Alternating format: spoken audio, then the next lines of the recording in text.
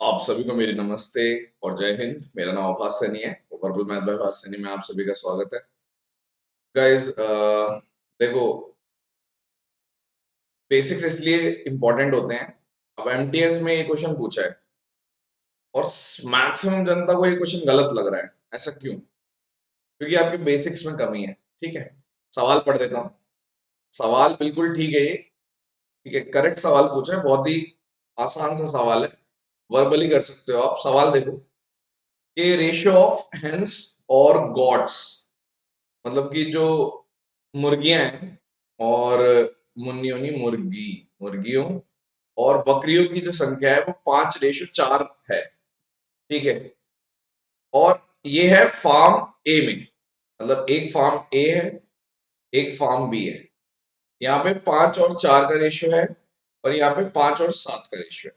ठीक है, नीचे ठीक लिखा है मुर्गियों और बकरियों की संख्या। दोनों फार्म में मौजूद कुल मुर्गियों और कुल बकरियों की संख्या का अनुपात ज्ञात करिए। पहली बात तो एग्जैक्ट नहीं निकलेगा। ये जो लिखा है ना, व्हाट कुड बी, कौन सा इनमें से आंसर हो सकता है। आप मुझे एक सिंपल सी बात बताइए, अगर मैं सिर्फ मुर्गियों की बात करूं तो 5/9 है, यानी कि आप बोल रहे हो 55.55% है मुर्गियां। और इसमें अगर मैं बात करूं तो आप बोलोगे 5/12, यानी 1/12 की वैल्यू कितनी होगी? 8.33 इंटू 5। तो आपने बोल दिया कि लगभग 3 बजे, यानी कि 41 पॉइंट समथिंग परसेंटेज।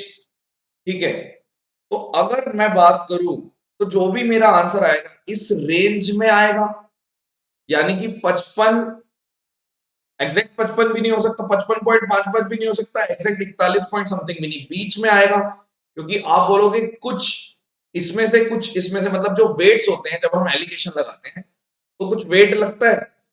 आप लोग क्या कर रहे हो, शायद काफी बच्चे इसलिए इसको गलत समझ रहे हैं, या तो आप 1:1 का वेट ले रहे हो। यार वेट तो देख नहीं रखा ना, what could be the ratio, क्या रेशियो हो सकता है। अब पहला ऑप्शन देखो, 3/5 का मतलब क्या है कि 60%। 60% आ ही नहीं सकता, 55 की रेंज है, 60% आ ही नहीं सकता। 1/2 का मतलब क्या है? मतलब 1/3। तो अगर मुर्गियों की बात कर रहा हूं तो 1/3 का मतलब 33.33% आ ही नहीं सकती। इतना कम भी नहीं हो सकता, 41 से बड़ा, 55 से बीच में होना चाहिए। अब यहाँ पे देखो, आपने बोला 7/18, ये भी मेरा, अगर मैं बात करूं 1/18 की वैल्यू 3.56 इंटू 7। आप बोलोगे यहाँ पे अगर हम मल्टीप्लाई करेंगे तब भी ये छोटा जाएगा, 40 से कम।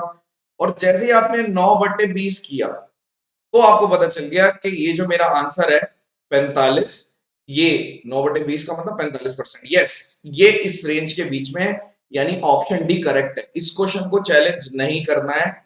चैलेंज करना है तो अपने कंसेप्ट को चैलेंज करो कि आप क्या पढ़ते हो। और ये बहुत ही बेसिक है।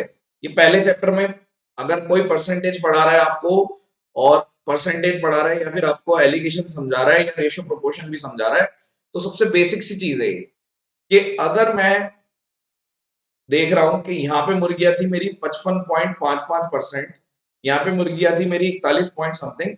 तो अगर वेट ऊपर कुछ भी हो, चाहे यहाँ पे 1-2 का वेट हो, 1-1 का वेट हो, 3-4 का वेट हो, कुछ भी वेट हो, ठीक है, वेट्स कुछ भी हो, यानी कि कुछ यहाँ से फार्म ए से लेंगे, कुछ फार्म बी से लेंगे, कुछ भी आप ले सकते हो ऊपर वेट, हमेशा रेंज इसके बीच में ही आएगी। आप रेंज निकाल सकते हैं और इसके बीच में जो भी ऑप्शन है वो आप आंसर बता सकते हैं।